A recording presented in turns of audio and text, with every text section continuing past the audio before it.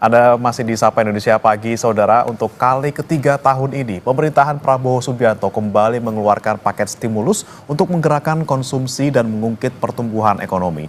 Pemerintah diingatkan agar tidak sekedar mengobral stimulus, tapi juga membenahi masalah mendasar di struktur ekonomi. Mampukah stimulus obral diskon ini mendongkrak ekonomi dan meningkatkan daya beli masyarakat? Kami akan bahas bersama dengan sejumlah narasumber. Di studio sudah hadir, ada Ketua Umum Afiliasi Global Retail Association, Pak Roy Mande. Selamat pagi, Pak Roy. Selamat pagi. Ya. Kemudian dari sambungan daring juga ada Mas Bima Yudhistira, Direktur Center of Economic and Law Studies atau CELIOS. Selamat pagi, Mas Bima. Selamat pagi. Ya, dan saudara, kami juga sudah berusaha mengundang kantor komunikasi kepresidenan, namun hingga saat ini belum ada respon ataupun belum ada yang bersedia bergabung dalam dialog hari ini. Saya mau ke Pak Roy dulu nih, Pak Roy. Pak Roy, kalau kita berkaca kemarin nih di momen Lebaran, kemudian di momen Natal, momen Tahun Baru, itu sebenarnya konsumsi masyarakat gimana sih? Apakah memang kemarin ketika ada stimulus yang di Lebaran itu cukup bisa mendongkrak konsumsi? Ya, sebenarnya kejadian yang dari Januari sampai dengan bulan ini bukan baru tahun ini, tapi sudah dari tahun sebelumnya. Di mana kita ketahui bahwa fokus pemerintah memang bukan untuk bagaimana melihat potensi konsumsi rumah tangga, tetapi banyak fokus yang sekarang sedang dilakukan. Nah, diantaranya misalnya yang kita ketahui ya, yang sebagai dampak ketika konsumsi tidak fokus diurus. Yang pertama adalah kita tahu bahwa indeks kepercayaan konsumen dari bulan ke bulan, dari Januari, Februari, Maret itu turun terus. Artinya masyarakat untuk spending money mereka khawatir, berjaga-jaga dengan ekonomi atau situasi currency yang lemah, rupiah, kemudian juga situasi global, supply chain yang defisit, sehingga masih naik turunnya fluktuasi harga pangan. Sehingga mereka kepercayaan untuk spending money itu terlihat turun. Bahkan yang kedua adalah pertama kali dalam 16 tahun sebelum Ramadan itu terjadi deflasi. Ya, bulan Maret itu 0,48. Jadi maksudnya adalah bahwa sesuatu yang kejadian ini merupakan kelanjutan dari tahun sebelumnya yang belum selesai atau belum fokus diselesaikan. Nah, kemudian kita tahu ketika bulan Ramadan dikeluarkan berbagai insentif. Di antaranya misalnya ada juga diskon tarif mudik. Ya. Tapi pada kenyataannya masyarakat 24%, hampir 50 juta tidak melakukan mudik, membatalkan mudik. Karena mereka khawatir. Kemudian apalagi? Diskon pesawat. Nah, sekarang diskon pesawat itu untuk siapa? Jadi pertanyaannya ini diskon-diskon ini atau aturan-aturan kebijakan yang mau dibuat yang notabene dibilang buat daya beli, tapi buat siapa? Nah, sekarang kenyataannya ketika kami survei, itu Ramadan kemarin tuslah untuk masyarakat menengah ke bawah yang biasanya naik bus akap antar kota, antar provinsi, tuslah malah naik. Ya. Sementara yang menikmati tol tarif mudik itu adalah yang punya mobil. Ya. Kemudian yang naik airlines tentu yang nggak ada masalah untuk keluarkan uang. Ya. Jadi ini untuk siapa? Untuk kaum elitis, kah? Atau untuk kaum tertentu? Ya, sosial ekonomi status kita itu nggak sampai 10%, 8,5% itu kelompok yang atas. Yang paling besar ada kelompok tengah, kemudian kelompok marginal di dalam piramid. Jadi ini kebijakan ini untuk siapa? Nah, kemudian sekarang diulang lagi. Ada kebijakan yang sifatnya itu untuk diskon lagi, diskon tarif tol, kemudian diskon airlines. Ini untuk siapa sebenarnya? Ya. Kita ketahui bahwa middle class itu sudah turun signifikan ya, dan angka itu tidak bisa dipungkiri. Nah, sekarang mereka bertahan untuk bagaimana membayar uang sekolah di bulan Juni. Terus bagaimana dong diskon airline? Buat apa? Buat siapa dong? Nah, ini dia nih. Yang kita menarik memang pertanyaannya adalah itu tadi kan kita untuk meningkatkan konsumsi masyarakat. Ini kan kebanyakan yang lagi susah kan sudah masyarakat kelas menengah ke bawah gitu ya, dengan adanya diskon tarif pesawat, diskon tarif tol. Kemudian ini kan sebenarnya sasarannya kemana sebenarnya? Saya mau nanya ke Mas Bima, kalau Anda melihat stimulus yang dikeluarkan oleh pemerintahan di triwulan ini yang untuk ketiga ini bagaimana nih Mas Bima, kalau lihat poin-poinnya tadi ada diskon tarif pesawat, kemudian kereta, tarif tol yang sebenarnya menjangkaunya ke kelas menengah ke atas seperti itu. Ya, ini kan placebo. Placebo itu obat nggak ada isinya. Artinya yang dibutuhkan masyarakat ini lapangan pekerjaan, tapi karena tidak bisa menyediakan lapangan pekerjaan, pemerintah akhirnya membuat stimulus yang pendek-pendek. Diskon tarif listrik misalnya Juni, Juli, kemudian bantuan subsidi upah lebih rendah daripada zaman COVID, tapi rendahnya kebangetan. Dari 600.000 per bulan tuh jadi berapa? Jadi 150.000 per bulan. Kemudian bicara soal tadi tidak tepat sasaran dan pada siapa stimulus diberikan. Ini kuncinya di mana? Kuncinya di data. Jadi pemerintah itu nggak belajar dari COVID-19 pada waktu bantuan subsidi upah. Itu banyak yang tidak dapat adalah pekerja informal, ojek online, pekerja outsourcing, pekerja kontrak. Itu karena datanya masih berbasis data BPJS Ketenagakerjaan. Nah sekarang ini mengulang lagi nih. Jadi Ya, Mas Bima? Ya, Mas Bima masih bisa bergabung? Masih bisa mendengar suara kami, Mas Bima?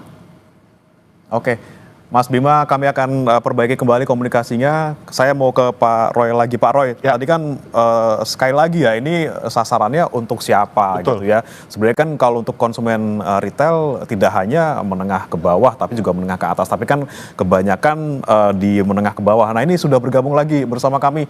Mas Bima, silakan dilanjutkan Mas Bima. Tadi terkait dengan kebijakan yang mungkin ini datanya kurang tepat sasaran seperti itu.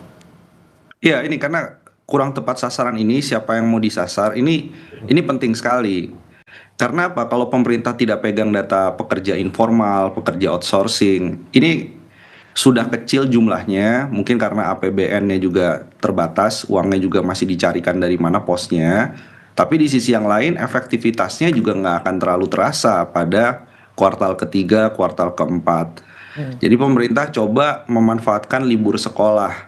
Itu nggak terlalu berefek karena kemarin momentum Ramadan Lebarannya juga sudah lewat dan menunggu momentum berikutnya Natal Tahun Baru juga masih lama.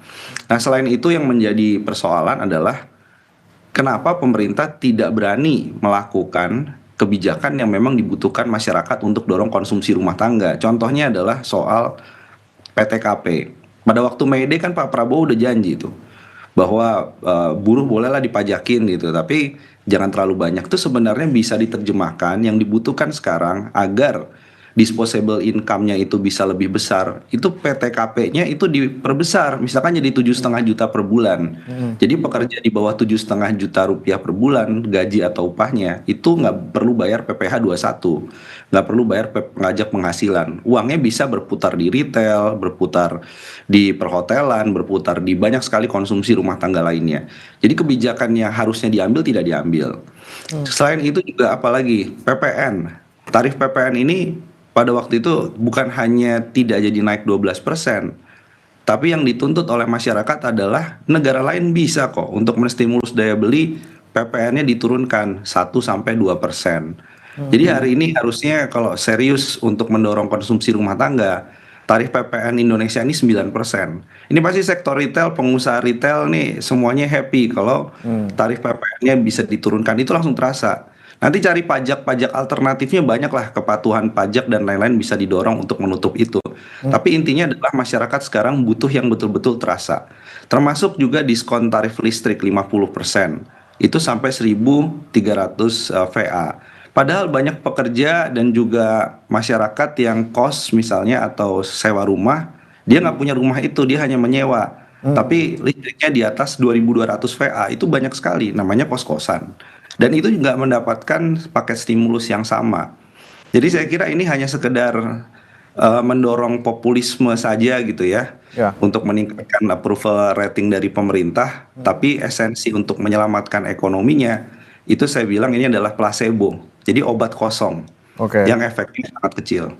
Oke, baik. Saya ke Pak Roy lagi. Pak Roy, tadi sekali lagi ya, ini kan momennya yang paling besar konsumsi biasa di Lebaran sama Tahun Baru, Natal sudah lewat gitu ya. Ini sekarang lagi digenjot lagi untuk konsumsi di masa libur sekolah. Ini bener kalau di libur sekolah tuh konsumsinya nggak terlalu gede gitu, Pak Roy. Iya, betul. Jadi kita punya kulminasi kalau di konsumsi atau di retail, industri sektor hilir, itu di Lebaran. Itu mengontribusi biasanya hampir sekitar 55-60% omset setahun. Nah kemarin sudah digelontorkan itu, ini saya menyambung, digelontorkan yang namanya diskon-diskon itu, termasuk kami juga diminta untuk kasih diskon. Itu dari margin kami loh kurang. Tidak ada disubsidi oleh pemerintah, tidak ada diskon listrik misalnya kepada retail sehingga kita bisa memberikan ekstra diskon, nggak ada. Tapi kita diminta untuk berikan diskon. Mengurangi margin kita sudah berikan.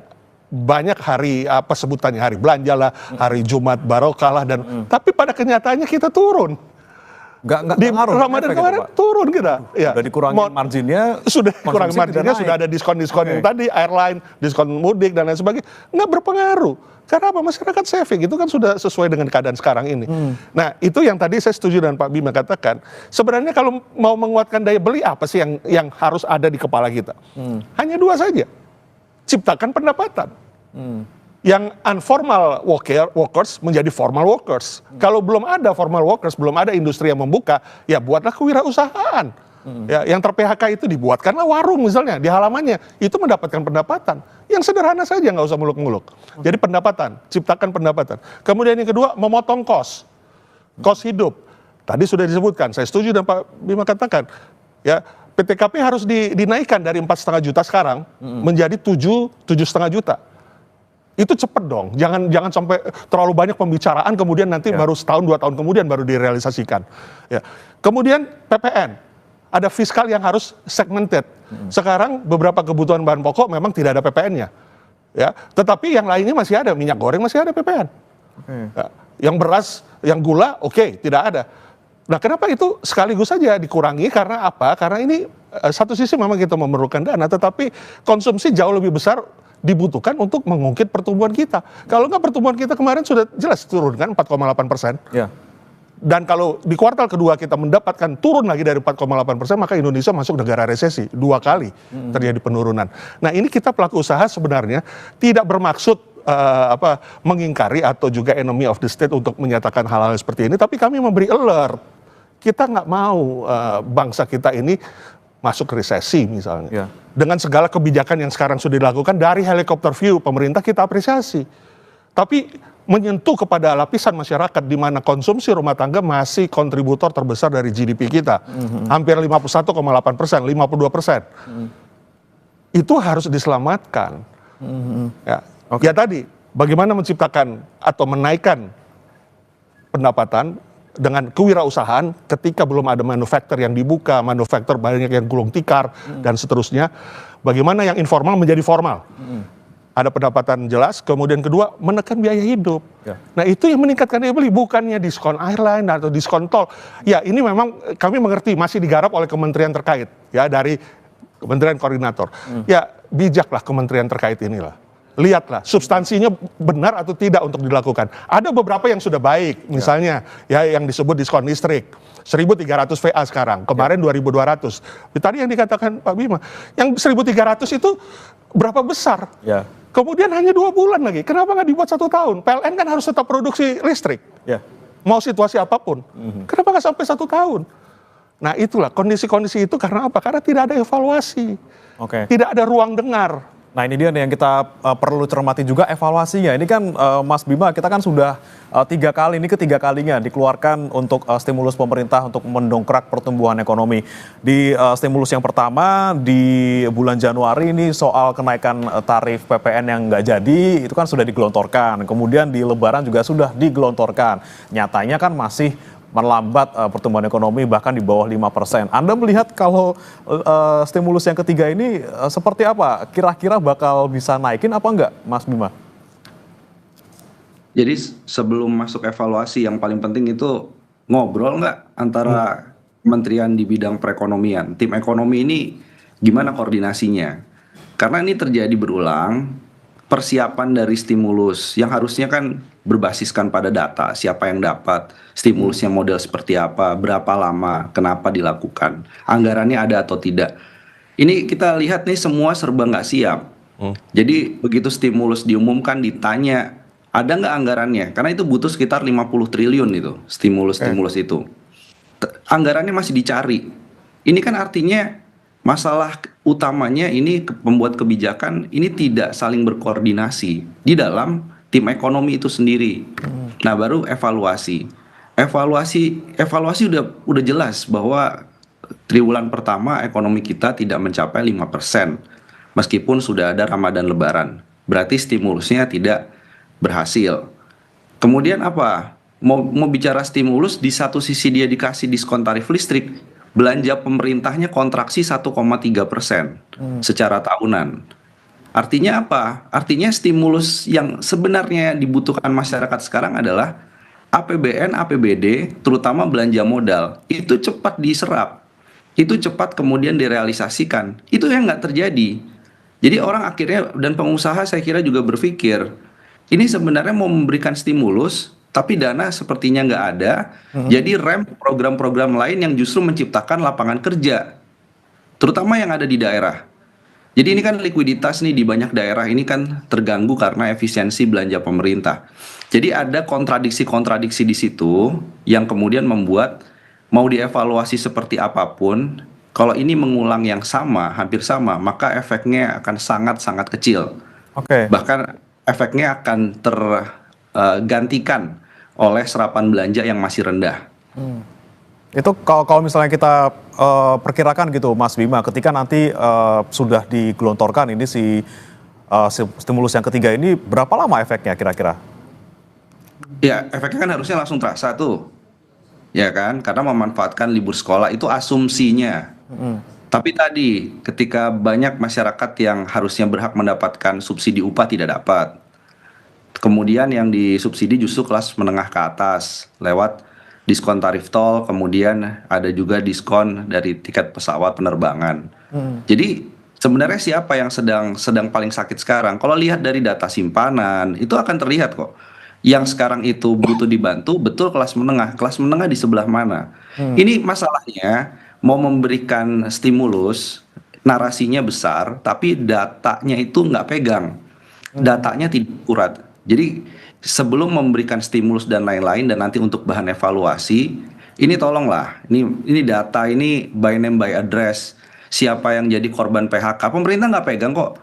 Siapa yang jadi korban PHK ya, di sektor-sektor kemudian pekerja outsourcing dan pekerja kontrak, termasuk ojol yang kemudian berhenti bekerja menjadi ojol, alih profesi lain, di mana dan lain-lain. Jadi data kita lemah sehingga efek dari pemberian stimulusnya itu menjadi lemah juga. Jadi saya pikir di kuartal ketiga meskipun ada stimulus, ekonomi masih akan tumbuh di bawah 5% secara year on year. Oke, baik. Saya ke Pak Roy lagi. Pak Roy, tadi pertanyaannya sama ke Mas Bima, soal kalau misalnya ada stimulus yang seperti ini, memang dorongannya hanya sesaat kayaknya ya. Betul. Emang seberapa besar sih Pak dorongannya, dan seberapa lama yang dirasakan oleh para peritel ini Pak? Ya, kami sangat merasakan sekali karena kami kan setiap hari berhadapan dengan konsumen yang datang, konsumen yang berbelanja. Ya, ada beberapa barang memang kita akui, ada trendsetternya cukup bagus, masih bertahan. Misalnya kosmetik, ya nggak ada lah yang setiap kita yang tidak ingin cantik, ya kosmetik masih bagus. Tapi kita bicara produk yang lain dong. Kosmetik itu as a part, ya kita ada 32.000 SKU misalnya di dalam satu hypermarket, dalam supermarket ada sekitar 25.000 SKU. Nah, produk yang lain bagaimana? Nah, ternyata kan tergerus. Produktivitas kita tadi saya sudah bilang, Comstore growth kita turun hampir 15-18% dari tahun lalu. Karena apa? Masyarakat menahan belanja yang punya uang pas-pasan. Sementara yang punya uang lebih, ya melihat situasi yang ketidakpastian, yang punya uang lebih itu hanya satu, butuhnya optimisme. Ketika dilihat optimismenya masih ya tambal sulam, masih juga belum selesai urusan-urusan program perencanaannya, tata kelolanya, ya kita tahulah ya udah rahasia umum MBG tata kelolanya bagaimana nih, selesai nggak 85 juta anak bisa makan minum itu, dan antara mau kemana nih investasinya, kemudian macam-macam ya, Koperasi Merah Putih udah dibentuk, terus apa produknya, apa marketnya, mau kemana, tata kelolanya bagaimana. Nah, semua kan menunggu dan melihat. Nah, yang punya uang itu melihat itu situasi kalau tidak pastian sehingga menahan belanja juga. Nah, yang paling kita sangat peduli adalah yang justru yang level menengah dan level bawah. Yang terbesar di dalam konsumsi kita itu adalah level menengah. Ya, hampir sekitar di atas 40% lah, 38 sampai 40% lah. Nah, ini kondisi ini yang nggak terjaga, yang nggak kena jaring pengaman kan, yang nggak kena ada bantuan, ya. Dan mereka semakin rentan miskin. Ya, ketika tidak ada pekerjaan formal yang terbuka, ya mereka informal. Ya kalau kerja informal itu siapa yang mau sih? Hujan kehujanan, kerjanya panas kepanasan. Kalau bisa kerjaan formal kan, gaji tetap, income tetap. Nah sekarang mereka informal, nah, mereka rentan miskin. Ya pendapat ya ini kan harus dicermati ya, kelompok ini. Nah itu yang kita selalu harapkan adalah bukalah ruang dengar. Itu tadi dikatakan Pak Bima, itu betul sekali. Kemudian berbasis data, evaluasinya itu harus berbasis data. Bukan copy paste atau tadi pakai istilah placebo itu yang obat hanya untuk bikin tenang aja. Obatnya sakit kepala tapi dikasih obat demam, obat yang tidak ada hubungannya. Nah, ini harus ada buka ruang dengar dan mendengarkan apa yang menjadi harapan pelaku usaha maupun juga masyarakat. Oke, itu harapan dari Asosiasi Retail, harus ada ruang untuk saling mendengarkan dan juga saling berbagi gitu ya Pak ya, terkait dengan evaluasi yang dilakukan selama ini. Tapi pertanyaannya tadi yang menarik juga dari Mas Bima, pernyataan soal ini kan stimulus ini sepertinya hanya efek placebo saja gitu ya, obat sementara. Lalu bagaimana sih sebenarnya obat benerannya biar pertumbuhan ekonomi kita sembuh dan juga naik? Kita akan bahas usai jeda saudara, tetap di Sapa Indonesia Pagi.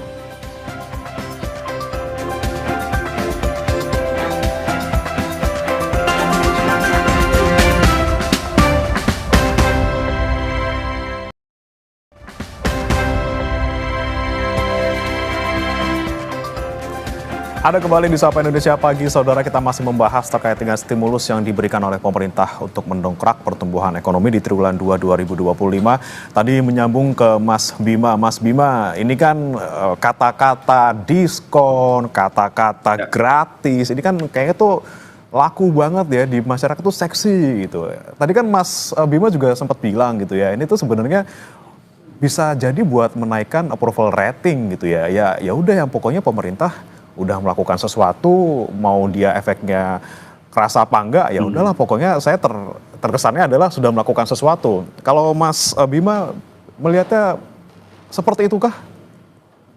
Ya, saat ini nggak bisa dipoles citranya dengan hanya stimulus-stimulus yang sifatnya placebo dan temporer, karena yang dilihat misalnya job fair di Bekasi itu sampai meledak seperti itu, dan di banyak tempat banyak anak muda menganggur. Ini udah situasinya nggak bisa dijawab dengan stimulus-stimulus tadi. Dan saya mau menanggapi sedikit, misalkan Pak Roy tadi bilang soal kosmetik naik. Nah, ini justru yang terjadi sebenarnya lipstick effect. Ini situasi makin memburuk ekonomi, kemudian orang untuk menghibur diri dia beli kosmetik. Jadi kosmetik yang naik nih bisa jadi alarm sebenarnya bagi perekonomian gitu kan. Daripada pusing bayar pinjol, lebih baik uangnya buat beli kosmetik harga murah, yang penting dia happy. Nah, artinya situasi-situasi ini indikator-indikator ekonomi, apalagi yang mereka yang kelas menengah atas ya, investor-investor itu nggak akan membacanya hanya dengan pemerintah melakukan sesuatu, tapi pertanyaannya adalah yang dilakukan pemerintah itu efektif atau tidak menyelesaikan persoalan yang sifatnya sudah sangat struktural, sudah sangat fundamental. Nah, selain itu yang bisa dilakukan, ini sekarang nih semua sedang berharap begitu swastanya banyak yang melakukan rem karena berbagai hal ya, mereka menunda ekspansi, melakukan rekrutmen juga berkurang. Maka jawabannya, ini di teori ekonomi manapun deh, jawabannya adalah pemerintah itu melakukan apa? Jadi government spending atau belanja pemerintah itu adalah kuncinya gitu untuk bisa menyerap banyak tenaga kerja. Dan di pemerintah bukan hanya APBN, APBD. Ini semua orang sedang menunggu Danantara ini yang tadinya mau meleverage ekonomi, mau meningkatkan ekonomi, ini sedang mengerjakan proyek apa dan berapa banyak serapan tenaga kerjanya. Karena itu konsolidasi BUMN, ini kan kuasi kementerian BUMN yang sangat superpower. Dan artinya apa? Artinya cerita-cerita bahwa Danantara bisa mendorong serapan tenaga kerja, masuk ke sektor-sektor yang hijau, yang banyak menciptakan lapangan kerja baru. Ini sebenarnya harus segera dijawab. Jadi selain pemerintah, presiden, Danantara ini ya yang akan menjadi jawaban atau justru akan menjadi beban. Nah, ini sekarang sedang ditunggu. Jadi anak muda ini harusnya job fair-nya diciptakan oleh Danantara gitu loh. Jadi job fair-nya nggak perlu ke Bekasi Cikarang itu. Jadi ini yang menjadi salah satu tantangan. Sekarang pemerintah ini belanjanya seperti apa, tapi juga Danantara ini tolong melakukan rekrutmen secara masif, secara besar-besaran, atau meminta BUMN dan anak usaha cucu usahanya untuk melakukan rekrutmen, terutama mereka yang jadi korban PHK tanpa diskriminasi usia kerja. Jadi kalau yang di PHK punya pengalaman panjang, harusnya BUMN buka lowongan kerja ke sana. Nah, itu solusi yang sangat sangat quick win. Tinggal masalahnya ini pemerintah mau melakukan itu atau tetap menunggu swasta siklusnya pulih perlahan. Tapi kan butuh waktu. Oke, itu memang kita kan sudah akhirnya menyentuh nih Mas, kita bahas menyentuh masalah pokoknya tadi disebutkan oleh Pak Roy juga sebenarnya ciptakan pendapatan, kemudian ciptakan lapangan kerja juga untuk mereka bisa mendapat pendapatan dan juga mengurangi potongan-potongan bagi mereka.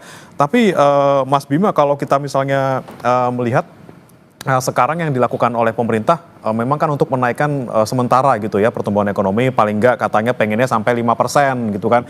Nah, kalaupun misalnya tadi Mas Bima seharusnya menyentuh tadi misalnya APBD, APBN, APBD diserap lebih luas, tapi kalau tidak ada stimulus yang ketiga ini dan juga stimulus yang kedua dan pertama itu malah semakin jeblok nggak Mas? Nggak di angka 4,8, justru malah bisa di bawah 4,5 atau ke 4 gitu. Apakah langkah-langkah pendek-pendek cepat seperti ini juga diperlukan sebenarnya untuk menjaga paling tidak nggak jeblok-jeblok amat gitu Mas? Iya, nah ini kita logikanya tidak boleh biner. Biner tuh artinya gini, A, pemerintah mendiamkan situasi, tidak melakukan apapun. B, melakukan stimulus tadi yang selama beberapa bulan itu. Nah, itu nggak bisa begitu. Jadi melakukan stimulusnya juga harus benar. Melakukan stimulusnya juga harus yang betul-betul terasa. Nah, stimulus itu tidak harus berbentuk fiskal. Moneternya bagaimana nih? Bank Indonesia berani menurunkan suku bunga berapa? Itu juga masih jadi pertanyaan. Karena sekarang yang menjadi tekanan cukup tinggi buat masyarakat adalah bayar cicilan. Orang semuanya sekarang pakai cicilan kok, pakai kredit, pakai pay letter. Berarti suku bunga moneter ini juga harus nendang selain dari sisi fiskal. Nah, kemudian dari sisi fiskal atau APBN-nya sendiri, ini APBN-nya kenapa sejauh ini masih rendah serapan anggarannya. Kenapa anggaran-anggaran yang memang banyak menyerap tenaga kerja, saya nggak bilang semua infrastruktur itu tidak diperlukan. Beberapa infrastruktur yang mendukung sektor pertanian, sektor pangan, yang menjadi topik ketahanan pangan dan juga sektor transisi energi misalnya. Bangunlah itu energi terbarukan, itu kan bagian dari infrastruktur dan belanja modal pemerintah yang bisa menciptakan banyak lapangan kerja. Nah, jadi ini semua harus bergerak secara paralel. Satgas PHK bagaimana? Satgas PHK bagus. Itu juga harus dilakukan secara paralel karena Satgas PHK sebenarnya job fair juga. Tinggal siap nggak pelaku usaha nanti kalau sudah disetor data korban PHK-nya, nanti pelaku usaha bilang dari 2.500 orang cuman bisa menyerap 200 orang misalnya. Nah, jadi ini semua menjadi solusi yang harus dijalankan secara paralel. Jadi kita tidak hanya berharap pada stimulus dari sisi diskon listrik, diskon tarif tol, diskon maskapai penerbangan, itu hanya bagian kecil dari yang harusnya pemerintah melakukan banyak hal. Termasuk tadi melalui BUMN, UMKM, vendor-vendor UMKM, itu harus diajak masuk rantai pasok BUMN. Jadi banyak sekali yang bisa dilakukan kreativitas itu. Tapi satu hal, yang paling penting adalah setiap kebijakan stimulus, koordinasi. Karena yang menjalankan nanti adalah kementerian teknisnya. Kalau koordinasinya tidak beres di depan, maka implementasi stimulusnya juga akan sulit direalisasikan. Oke, baik. Saya ke Pak Roy lagi. Pak Roy, sebenarnya kalau dari sisi pengusaha seperti itu, apa sih sebenarnya stimulus yang diperlukan sekali gitu ya? Selain untuk meningkatkan pertumbuhan ekonomi, tapi juga untuk menjaga kelangsungan retail sendiri, Pak? Jadi tadi kan saya bilang kalau kita bicara konteks peningkatan daya beli, saya sependapat Pak Bima katakan bahwa memang kita harus jaga nih pendapatan kan. Kalau tidak ada sektor formal yang belum dibuka atau belum terrealisir program-program pemerintah, lumbung pangan lah atau apapun lah sebutannya, ya harus dibuatin kewirausahaan, nggak ada jalan lain. Kemudian yang kedua, menekan cost living, biaya-biaya hidup yang berkaitan dengan PPN tadi, bahan pokok harus ditambah lagi yang nggak kena PPN, kemudian juga PTKP dinaikkan dari 4,5 jadi 7, itu poin utamanya. Poin selanjutnya adalah insentif buat yang bawah, itu kan sudah berjalan selama ini. Itu harus betul-betul jelas datanya dan betul-betul masuk ke kantongnya masyarakat. Jangan lagi ada processing yang sifatnya ada hal-hal yang kita nggak harapkan sehingga ada ketidaksesuaian apa yang didapat. Kemudian dipikirkan juga nih level menengah, ya. Kita kan kalau bicara level bawah itu nggak lebih dari 20 juta, ya. Antara 18 jutaan sekarang ini, ya. Datanya banyak, ada yang bilang 16, ada yang bilang 18, anggaplah 20. Lalu yang kelompok menengah bagaimana? Nah, ini mesti dibuatkan dong jaringan pengamannya. Ya. Nah, jadi insentif itu yang langsung kepada masyarakat, tidak lewat berbagai jalur, channel, atau apapun lah sebutannya, program atau apapun lah, baik itu pemerintah pusat ataupun juga implementasi pemerintah daerah, itu harus real betul masuk uang kantongnya di rakyat. Sekarang ini uang kan nggak masuk ke kantong rakyat, uang beredar di atas. Kalau dibilang pemerintah nggak ada uang, kenapa sekarang ada program baru lagi? Merah Putih, Koperasi, kemudian ada MBG, ada Danantara yang memang dikumpulin nih BUMN semua. Kan sebenarnya uang ada. Tapi bagaimana prioritas, tata kelolaan? Dan jangan lupa konsumsi harus tetap dijaga. Jangan dibuat konsumsi ini sebagai sesuatu yang jalan sesuai maunya saja, mau apa jadilah kisera-kisera, gitu kan? Tapi kalau misalnya konsumsi sudah terjaga, sudah meningkat, kemudian retail juga otomatis terdongkrak atau juga butuh stimulus nih Pak. Misalnya diskonnya, kalau disuruh ngasih diskon, ya jangan retailnya doang yang disuruh ngasih diskon, tapi juga ada insentif juga. Gitu. Pengalaman kemarin kita diminta diskon tanpa dibantuin apa-apa. Jadi kita ngurang margin. Nah, ini prediksi kami, ya, yang airline ataupun juga pengelola tol itu mereka juga harus memotong margin karena diminta untuk dikasih diskon. Loh, mereka masih bleeding, sekarang disuruh ngasih diskon, permintaan tidak naik juga. Itu hanya prediksi saya. Ya. Karena apa? Karena ya udahlah airline gimana supaya meningkat, kasihlah diskon. Airline, ayo kasih diskon di orkestra. Mudik, operator, ayo kasih di orkestra. Tapi nggak ada bantuan yang langsung buat mereka, sehingga mereka juga banyak yang bleeding kan. Kita tahu airline Indonesia sendiri, airline lokal sendiri, ya saya nggak sebut brand lah. Itu kan sekarang lagi batuk-batuk ya.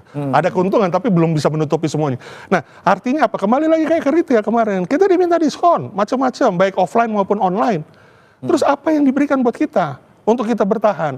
Sehingga banyak yang juga sekarang ketika sesuatu usaha, sederhana aja lah. Kalau sudah tidak produktif, biasanya 1 semester kita masih bertahan untuk bleeding. Tapi setelah 1 semester kita akan lihat apakah kita teruskan atau kita tutup.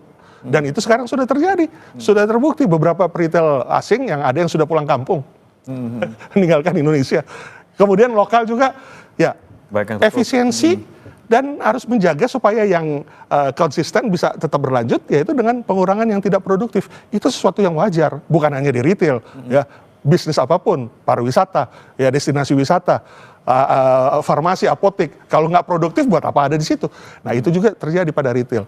Nah, jadi kembali lagi, bagaimana tadi ditanyakan, apa ya lagi yang selain pendapatan sama biaya yang coba diallocated? Baik itu dari kebijakan fiskal maupun moneter. Moneter, ya suku bunganya coba ditinjau lagi lah, karena ini kan pengaruh kepada interest KPR atau KPM mobil dan rumah yang dibayar oleh mid level. Tapi bagaimana insentif itu yang langsung kepada kantong masyarakat, ya. Yang di bawah sudah, tapi yang di tengah ini dipikirin bagaimana caranya. Karena yang di tengah ini juga kan nyicil rumah mahal juga gitu Pak, nggak dapat insentif gitu kan ya. Ya bunganya kan masih bunganya masih tinggi, dan saya mau nanya kan masih tinggi. Nah, saya mau ke Mas Bima, ini kan kemarin baru diturunin gitu ya suku bunga BI, tapi kalau untuk langsung ke masyarakat, apalagi mungkin kelas menengah gitu kan tidak langsung terasa. Mungkin terasanya benar Mas ya, dari 6 sampai 1 tahun kemudian gitu ya penurunan suku bunga, dan otomatis juga bukan otomatis bank-bank yang ngasih kredit ini langsung ngasih diskon ataupun nurunin suku bunganya serendah itu. Mas Bima melihatnya seperti apa? Ya, suku bunga berapa banyak dia penurunan suku bunganya? 50 basis poin kan enggak? 25 Jadi, ya suku bunganya belum terasa berarti, dan transmisinya lama. Tapi yang kedua adalah bank juga khawatir ini sekarang ini, terutama dengan Koperasi Desa Merah Putih. Likuiditasnya sedang tertekan kan, jumlah simpanan perorangannya turun dan lain-lain. Tapi di sisi yang lain dia di-push untuk membiayai sesuatu yang beresiko tinggi. Sudah beresiko tinggi, ya kan bunganya cuma 3% itu Koperasi Desa Merah Putih. Sudah beresiko tinggi. Ini juga saya ingin menganalisis secara singkat bahwa adanya Kopdes Merah Putih dengan anggaran yang sangat besar plus himbara juga dipaksa di sana. Ini yang kita lagi hitung, berapa banyak pelaku usaha mikro, ultra mikro yang harus gulung tikar karena adanya Kopdes Merah Putih. Karena yang terjadi ini adalah mengganti banyak sekali pelaku-pelaku usaha existing yang ada di pedesaan. Itu stimulus atau itu menjadi hambatan ekonomi. Nah, itu pemerintah harus punya kajian seperti itu. Jadi mau mengeluarkan kebijakan apapun MBG dan lain-lain, yang selalu ditanya adalah kajiannya mana, Ya. hitung-hitungan datanya mana. Itu yang paling penting gitu yang ke depan. Jadi mau ada stimulus tapi Kopdes Merah Putih tadi mensubstitusi pelaku usaha yang ada di daerah, maka kita akan melihat apa yang terjadi dengan angka kemiskinan.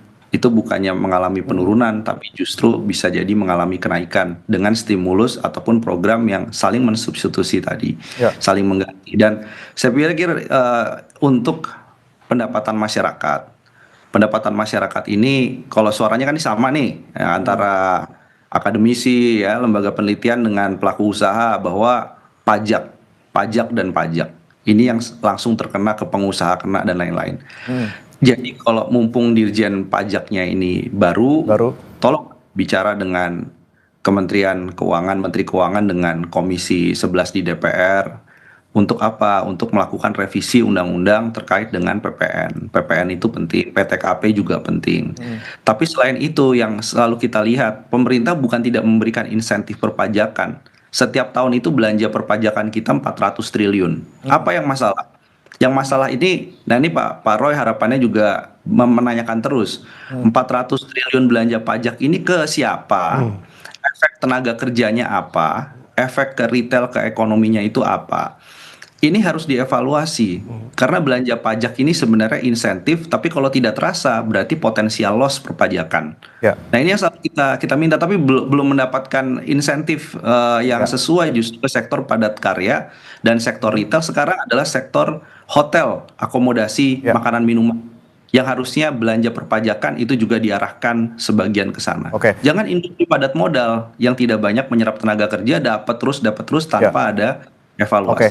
Sekali lagi evaluasi ya Mas ya terkait dengan perpajakan, kemudian ini pun stimulus-stimulus yang dilakukan pemerintah untuk di kuartal 2 2025 juga harusnya dievaluasi dari stimulus sebelum-sebelumnya, dan semoga dengan adanya evaluasi mendengarkan dari seluruh pihak termasuk dari pihak retail dan juga dari semua stakeholder, ini bisa menghasilkan kebijakan yang kedepannya tidak hanya untuk placebo dan juga dorongan sesaat, tapi juga secara garis besar, secara keseluruhan bisa meningkatkan pertumbuhan ekonomi kita, dan semoga di atas 5% walaupun agak sulit ya.